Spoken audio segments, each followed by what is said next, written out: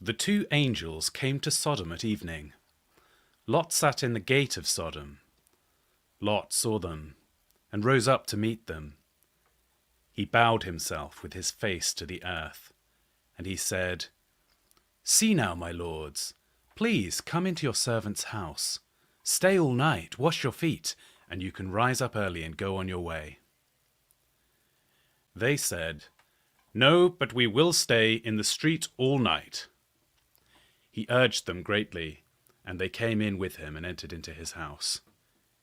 He made them a feast and baked unleavened bread, and they ate.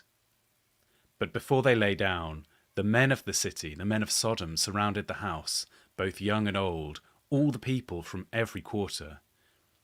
They called to Lot and said to him, "Where are the men who came in to you this night? Bring them out to us, that we may have sex with them." Lot went out to them through the door and shut the door after himself. He said, "Please, my brothers, don't act so wickedly. See now, I have 2 virgin daughters. Please let me bring them out to you, and you may do to them what seems good to you. Only don't do anything to these men, because they have come under the shadow of my roof." They said, "Stand back." Then they said, "This one fellow came in to live as a foreigner, and he appoints himself a judge. Now we will deal worse with you than with them." They pressed hard on the man Lot and came near to break the door. But the men reached out their hand and brought Lot into the house with them and shut the door. They struck the men who were at the door of the house with blindness, both small and great, so that they wearied themselves to find the door. The men said to Lot, "Do you have anybody else here? Sons-in-law, your sons, your daughters, and whomever you have in the city? Bring them out of the place, for we will destroy this place, because the outcry against them has grown so great before Yahweh that Yahweh has sent us to destroy it."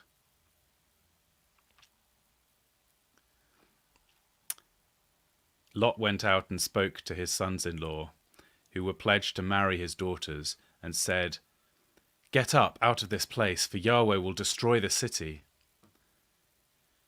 But he seemed to his sons-in-law to be joking.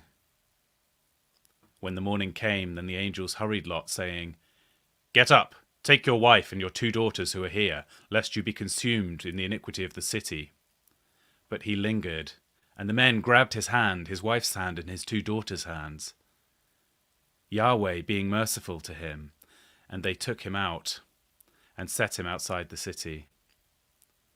It came to pass when they had taken them out that he said, "Escape for your life. Don't look behind you, and don't stay anywhere in the plain.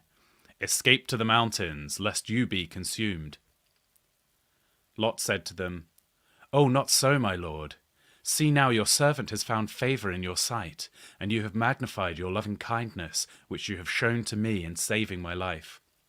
I can't escape to the mountain, lest evil overtake me and I die. See now, this city is near to flee to, and it is a little one. Oh, let me escape there. Isn't it a little one? And my soul will live." He said to him, "Behold, I have also granted your request concerning this thing, that I will not overthrow the city which you have spoken. Hurry, escape there, for I can't do anything until you get there." Therefore the name of the city was called Zoar. The sun had risen on the earth when Lot came to Zoar. Then Yahweh rained on Sodom and Gomorrah sulfur and fire from Yahweh out of the sky. He overthrew these cities, all the plain, all the inhabitants of the cities, and that which grew on the ground. But Lot's wife looked back from behind him, and she became a pillar of salt. Abraham went up early in the morning to the place where he had stood before Yahweh. He looked towards Sodom and Gomorrah, and towards all the land of the plain, and saw that the smoke of the land went up as the smoke of a furnace. When God destroyed the cities of the plain, God remembered Abraham, and sent Lot out of the middle of the overthrow, when he overthrew the cities in which Lot lived. Lot went up out of Zoar and lived in the mountain, and his 2 daughters with him, for he was afraid to live in Zoar. He lived in a cave with his 2 daughters. The firstborn said to the younger, "Our father is old, and there is not a man on earth to come to us in the way of all the earth. Come, let us make our father drink wine, and we will lie with him, that we may preserve our father's family line." They made their father drink wine that night, and the firstborn went in and lay with her father. He didn't know when she lay down, nor when she arose. It came to pass on the next day that the firstborn said to the younger, "Behold, I laid last night with my father. Let's make him drink wine again tonight. You go in and lie with him, that we may preserve our father's family line." They made their father drink wine that night also. The younger went and lay with him. She didn't know when she lay down. He didn't know when she lay down, nor when she got up. Thus both of Lot's daughters were with child by their father. The firstborn bore a son and named him Moab. He is the father of the Moabites to this day. The younger also bore a son and called his name Ben-Ami. He is the father of the children of Ammon to this day. Abraham travelled from there toward the land of the south and lived between Kadesh and Shur. He lived as a foreigner in Gerar. Abraham said about Sarah his wife, "She is my sister." Abimelech, king of Gerar, sent and took Sarah. But God came to Abimelech in a dream of the night and said to him, "Behold, you are a dead man because the woman whom you have taken, for she is a man's wife." Now Abimelech had not come near her. He said, "Lord, will you even kill a righteous nation? Didn't he tell me she is my sister? She even said herself, 'He is my brother.' I have done this in the integrity of my heart and the innocence of my hands." God said to him in the dream, "Yes, I know that in the integrity of your heart you have done this, and I also withheld you from sinning against me. Therefore, I didn't allow you to touch her. Now therefore restore the man's wife, for he is a prophet, and he will pray for you, and you will live.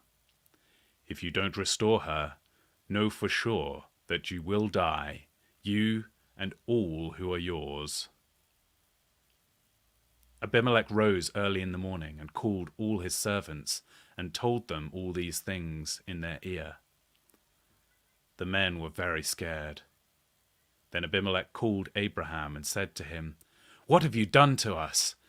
How have I sinned against you that you have brought on me and on my kingdom this great sin? You have done deeds to me that ought not to be done."